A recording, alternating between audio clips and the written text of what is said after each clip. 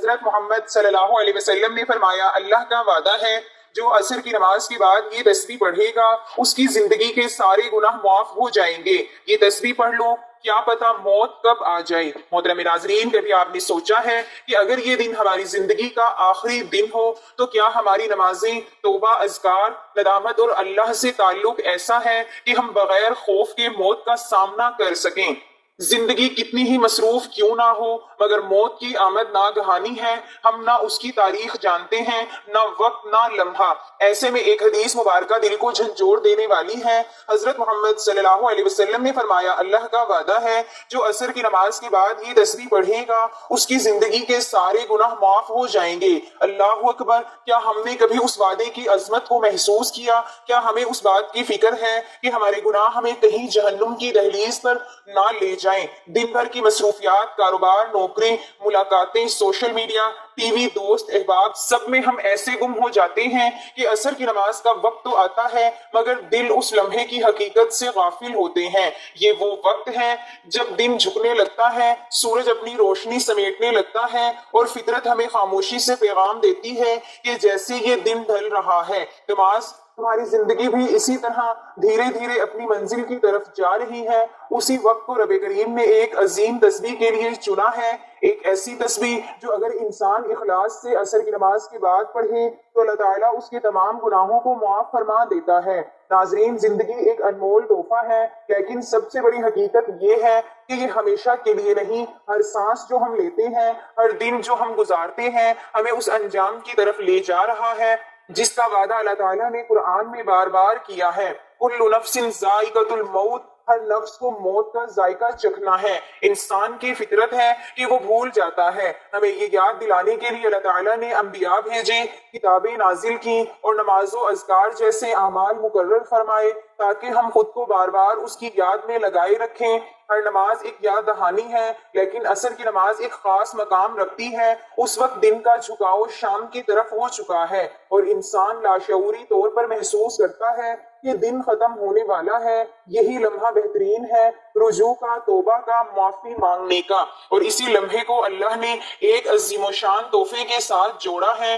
حضرت محمد صلی اللہ علیہ وسلم نے فرمایا اللہ کا وعدہ ہے جو شخص عصر کی نماز کے بعد یہ تسبیح پڑھے گا اس کے تمام گناہ معاف کر دیے جائیں گے۔ یہ تسبیح استغفر اللہ ربی من کل ذنب واتوب الیہ جو دل کی سچائی سے پڑھی جائے انسان کے وہ گناہ بھی معاف ہو سکتے ہیں جنہیں وہ بھول چکا ہو۔ اللہ کی مغفرت وسیع ہے۔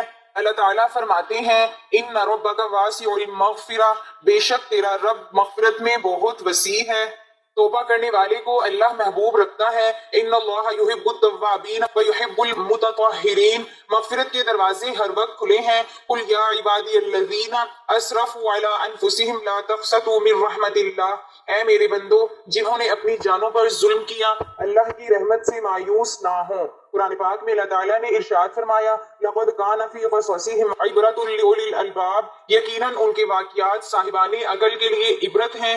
آسیہ فرعون کی زوجہ تھی، وہ فرعون جس میں غرور و تکبر کا نشہ بھرا تھا، جس کا نفس شریر تھا اور جس کے عقائد اور اعمال باطل و فاسد تھے۔ قرآن مجید نے فرعون کو متکبر، ظالم، ستمگر اور خون بہانے والے کے عنوان سے یاد کیا ہے اور اس کو طاغوت کا نام دیا ہے۔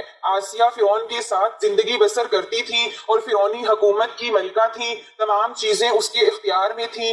وہ بھی اپنے شوہر کی طرح فرما نروائی کرتی تھی اور اپنی مرضی کے مطابق ملکی خزانہ سے فائدہ اٹھاتی تھی۔ ایسے شوہر کے ساتھ زندگی، ایسی حکومت کے ساتھ، ایسے دربار کے اندر اس قدر مال و دولت، اطاعت گزار غلام اور کنیزوں کے ساتھ میں اس کی ایک بہترین زندگی تھی۔ ایک جوان اور قدرت مند خاتون نے اس ماحول میں پیغمبر الہی جناب موسیٰ بن عمران کے ذریعے الہی پیغام سنا۔ اس نے اپنے شوہر کے طور طریقے اور اعمال کے باطل ہونے کو سمجھ لیا، چنانچہ نور حقیقت اس کے دل میں چمک اٹھا، حالانکہ اس کو معلوم تھا کہ ایمان لانے کی وجہ سے اس کی تمام خوشیاں اور مقام و منصب چھن سکتا ہے، یہاں تک کہ جان بھی جا سکتی ہے، لیکن اس نے حق کو قبول کر لیا اور وہ خداوند مہربان پر ایمان لے آئیں اور اپنے گزشتہ اعمال سے توبہ کر لی اور نیک اعمال کے ذریعے اپنی آخرت کو آباد کرنے کی فکر میں لگ گئی۔ اس کا توبہ کرنا کوئی آسان کام نہیں تھا، اس کی وجہ سے اسے اپنا تمام مال و دولت اور منصب ترک کرنا پڑا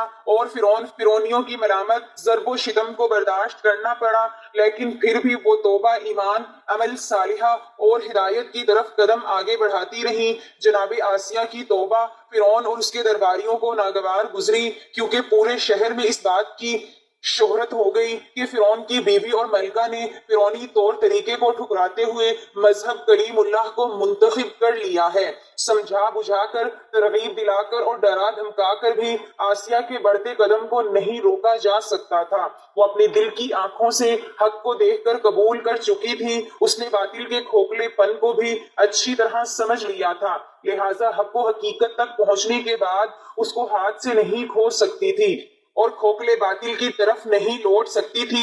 جی ہاں، یہ کیسے ہو سکتا ہے کہ خدا کو فرعون سے، حق کو باطل سے، نور کو ظلمت سے، صحیح کو غلط سے، آخرت کو دنیا سے، وحشت کو دوزخ سے اور سعادت کو بدبختی سے بدل لے۔ جناب آسیہ نے اپنے ایمان، توبہ، استغفار پر استقامت کی، جبکہ فرعون دوبارہ باطل کی طرف لوٹانے کے لیے کوشش کر رہا تھا۔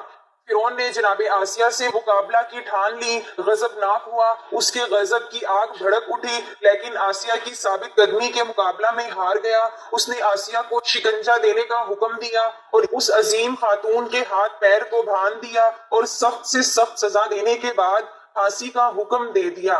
اس نے اپنے جلادوں کو حکم دیا کہ اس کے اوپر بڑے بڑے پتھر گرائے جائیں، لیکن جناب آسیہ نے دنیا آخرت کی سعادت اور خوشبختی حاصل کرنے کے لیے صبر کیا اور ان تمام سخت حالات میں خدا سے لو لگائے رکھی۔ جناب آسیہ کی حقیقی توبہ، ایمان و جہاد، صبر و استقامت، یقین اور مستحکم عزم کی وجہ سے قرآن مجید نے ان کو قیامت تک مومن و مؤمنات کے لیے نمونہ کے طور پر پہنچوایا ہے، تاکہ ہر زمانہ کے گناہگار کے لیے عذر و بھانہ کی کوئی گنجائش باقی نہ رہ جائے اور کوئی یہ نہ کہہ دے کہ توبہ، ایمان اور عمل۔ وَضَرَبَ اللَّهُ مَثَلًا لِّلَّذِينَ آمَنُوا امْرَأَتَ فِرْعَوْنَ إِذْ قَالَتْ رَبِّ ابْنِ لِي عِندَكَ بَيْتًا فِي الْجَنَّةِ وَنَجِّنِي مِنْ فِرْعَوْنَ وَعَمَلِهِ وَنَجِّنِي مِنَ الْقَوْمِ الظَّالِمِينَ۔ اور خدا نے ایمان والوں کے لیے فرعون کی زوجہ کی مثال بیان کی کہ اس نے دعا کی کہ پروردگار میرے لیے جنت میں ایک گھر بنا دے اور مجھے فرعون اور اس کے درباریوں سے نجات دلا دے اور اس پوری ظالم قوم سے نجات عطا فرما۔ توبہ، ایمان، صبر اور استقامت کی بنا پر اس عظیم و شان خاتون کا مرتبہ اس بلندی پر پہنچا ہوا تھا کہ رسول خدا صلی اللہ علیہ وسلم نے ان کے بارے میں فرمایا: اشتاقت الجنة إلى 4 من النساء مریم بنت عمران وآسیہ بنت مزاحم زوجة فرعون وخدیجة بنت خویلد زوجة النبی فی الدنیا والآخرة فاطمة بنت محمد۔ جنت 4 عورتوں کی مشتاق ہے: مریم بنت عمران، آسیہ بنت مزاحم زوجہ فرعون،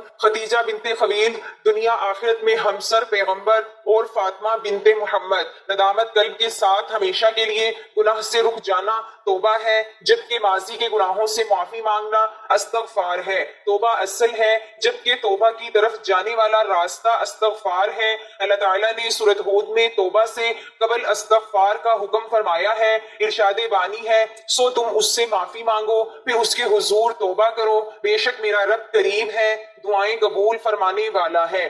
گویا گناہوں سے باز آنا، آئندہ گناہ نہ کرنے کا پختہ عہد کرنا اور صرف اللہ کی طرف متوجہ ہونا توبہ ہے، جبکہ اللہ سے معافی طلب کرنا، گناہوں کی بخشش مانگنا اور بارگاہ الہی میں گریہ وزاری کر کے اپنے مولا کو منانا استغفار ہے۔ ہمہ وقت گناہوں سے پاک رہنا فرشتوں کی صفت ہے، ہمیشہ گناہوں میں غرق رہنا شیطان کی خصلت ہے۔ گناہوں پر نادم ہو کر توبہ کرنا اور معصیت کی راہ چھوڑ کر شاہراہ ہدایت میں قدم رکھنا اولاد آدم کا خاصہ ہے۔ شیطان انسان کا کھوکھلا دشمن ہے، وہ اس کی فطرت میں موجود اعلیٰ تر بلند مقامات اور جاہ و منصب تک جانے کی خواہش کی آڑ میں اسے مرتبہ انسانیت سے گرانے کی کوشش کرتا ہے۔ اسی لیے اس نے مومن بندوں کو قیامت تک گمراہ کرنے کی قسم کھائی ہے۔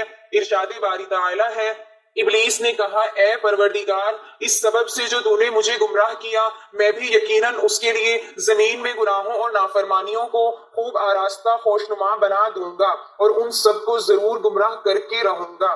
توبہ استغفار کی فضیلت اس بات سے بھی عیاں ہوتی ہے کہ اللہ تبارک و تعالیٰ تائب کے لیے جنت کے 8 دروازے کھولنے کا حکم فرماتا ہے۔ حضرت عمر بن خطاب رضی اللہ تعالیٰ عنہ روایت کرتے ہیں کہ نبی کریم صلی اللہ علیہ وسلم نے فرمایا، جس نے اچھی طرح وضو کیا، پھر کلمہ شہادت پڑھا اور یہ دعا مانگی کہ اے اللہ مجھے خوب توبہ کرنے والوں اور خوب پاک ہونے والوں میں سے بنا دے، تو اس کے لیے جنت کے 8 دروازے کھول دیے جائیں گے، وہ جس دروازے سے چاہے داخل ہو جائے۔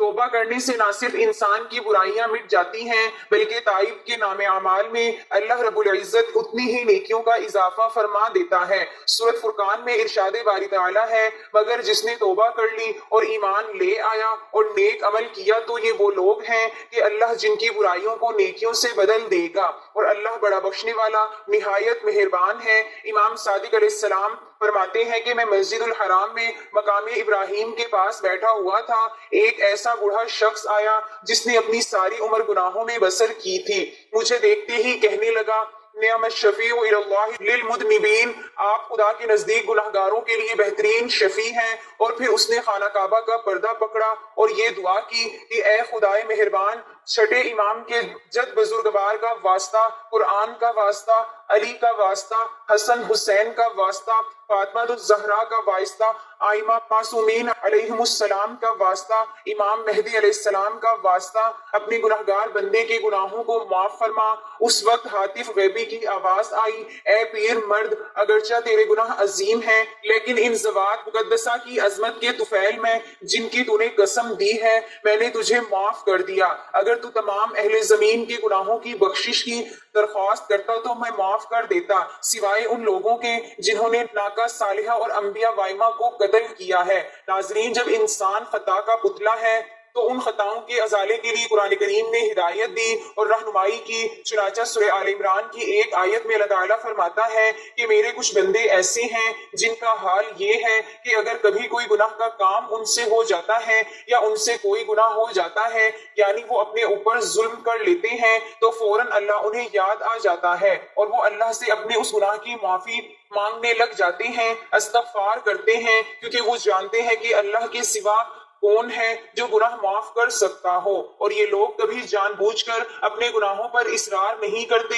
اس آیت میں اللہ نے یہ بیان فرمایا ہے کہ کسی سے گناہ سرزد ہو جائے تو اسے چاہیے فوراً اللہ کو یاد کرے، ایسے لوگ اللہ کو بہت پسند ہیں۔ یہ لوگ گناہ کے بعد فوراً توبہ اور استغفار کرنے لگتے ہیں، اللہ کی طرف رجوع کرتے ہیں، گناہوں پر جمتے نہیں ہیں، ایسے لوگوں کو اللہ مغفرت اور دخول جنت سے نوازے گا۔ احادیث میں نبی کریم صلی اللہ علیہ وسلم نے استغفار کی بہت فضیلت بیان فرمائی ہے۔ ایک حدیث میں رسول کریم صلی اللہ علیہ وسلم فرماتے ہیں، جو شخص استغفار کی کثرت کرتا ہے، یعنی ہمیشہ استغفار کرتا رہتا ہے، مسلسل استغفار کرتا ہے، اللہ تعالیٰ ہر تنگی اور پریشانی سے اس کے لیے راستہ نکال دیتا ہے، اور اللہ تعالیٰ ایسے آدمی کو غم سے نجات اور رہائی نصیب فرماتا ہے، اور اس آدمی کو اللہ تعالیٰ ایسی جگہ سے روزی پہنچاتا ہے کہ اس کے گمان میں بھی نہیں ہوتا، اسے معلوم بھی نہیں ہوتا، ایسی جگہ سے اللہ اسے رزق عطا فرماتا ہے۔ یہ حدیث ہمیں یہ تعلیم دیتی ہے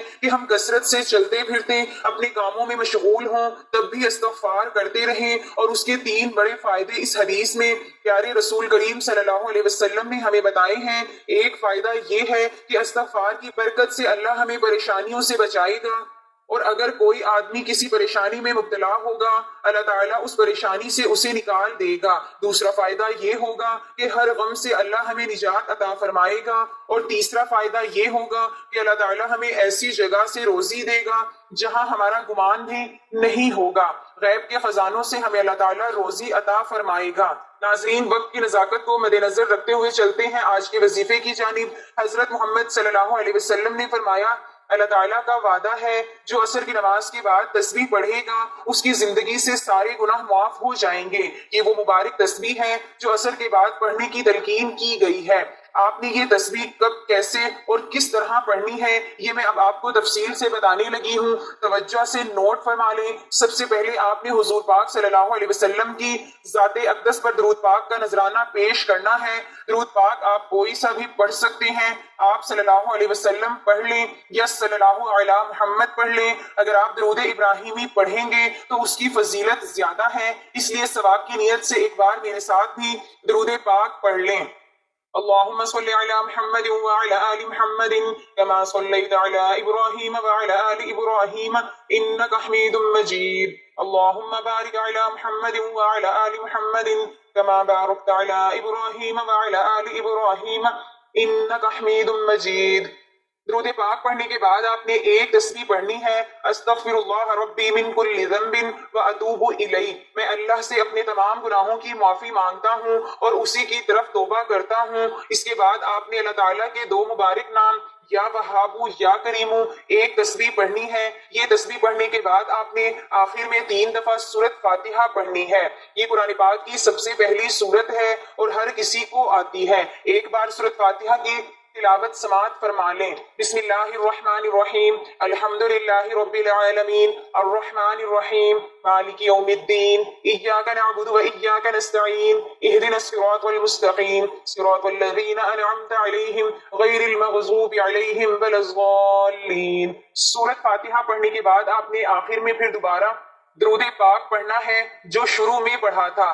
اللہ والو، ہم گناہگار ہیں، غفلت میں ہیں، دنیا کی چکا چوند میں ہمیں آنکھوں کے نور سے محروم کر دیا ہے، لیکن اللہ تعالیٰ آج بھی اپنے بندے کو آواز دے رہا ہے، اے میرے بندے توبہ کر واپس آ جا، میں تمہیں وہ دوں گا جس کا تم نے تصور بھی نہیں کیا ہوگا۔